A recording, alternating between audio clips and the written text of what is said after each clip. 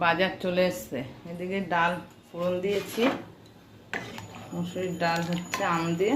আমরা টকটা করে শুধু দিয়ে আমটা দিই না, কারণ এমনি আমটা খায় না, এই যে টক করে রাখা হয়, শুধু টক খায়, সাদা টক। এদিকে শুক্তো হয়েছে সকালে, আর হয়েছে আলু ভাজা, এই যে আলু ভাজা রাখা আছে। আর একটু আবার খাবে যোগ করে, ওনার আলু ভাজা ছাড়া হয় না। এদিকে দেখো বাজার চলে এসছে, ডাটা তো দেখতে পাচ্ছি, ডিমও নিয়ে এসছে, একটা ডিমটা আলমারিতে রেখে দিয়েছে এনে। আর এদিকে দেখি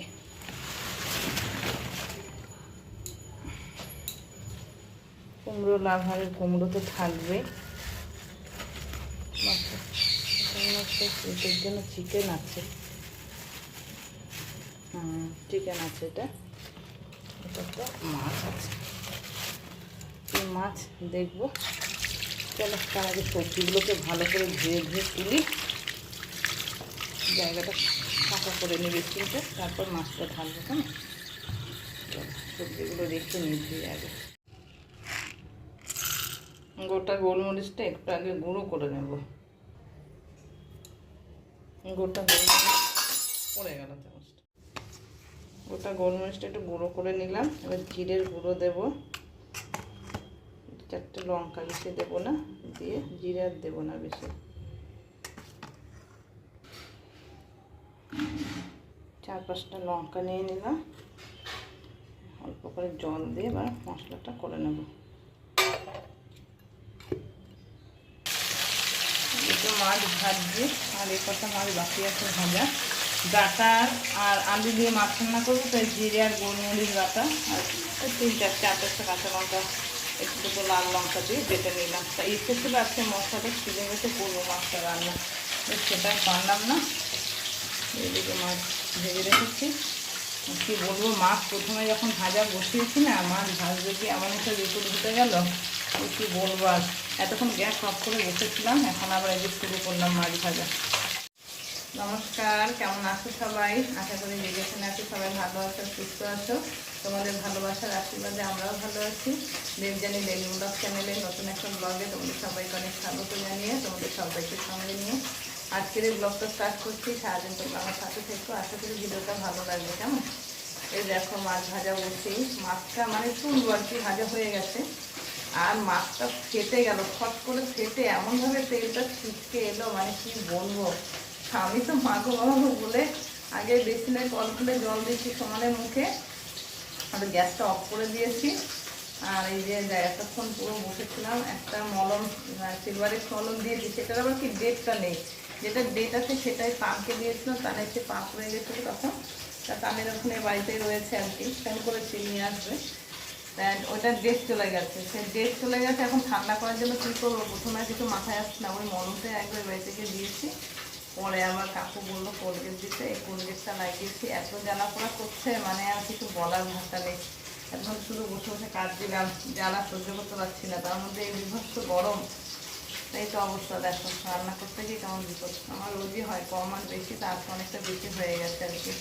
সেই কারণে শিলে মাছটা যে মানে মশলাটা শিলে করে রান্না করে ভেবে আর করতে পারলাম না, কী করা যাবে। চলো জীবনে মাছটা ভাজা হয়ে গেল, তুলে নিই। হ্যাঁ, মাছগুলো ভেজে সব তুলে নিয়েছি, তেলে একটু জিরে ফোড়ন দিয়ে দিলাম। এবারে সবজিগুলো দিয়ে দেবো।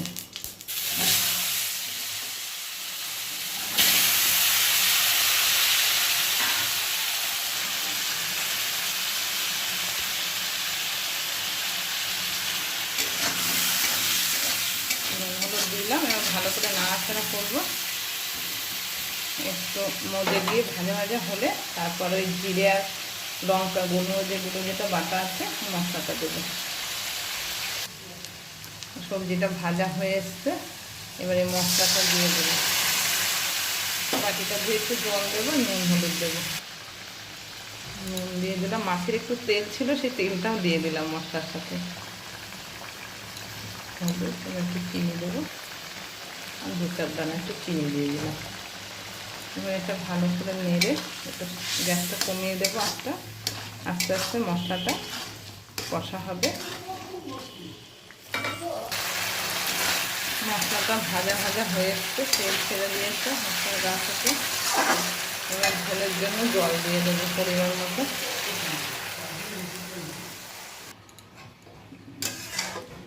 ঝোলটা ভালো করে ফুটে উঠলে মাছগুলো দেবো। ঝোলটা ফুটে উঠেছে, মাছটা দিয়ে দিলাম, গ্যাসটা কমিয়ে দিই। ভালো করে ঝোলটা জাল হলে তারপর নামিয়ে দেব। এই গরমে এরকম পাতলা জিরে গোলমরিচের ঝোল যারা একবার খাবে না তারা বারবার খেতে চাইবে।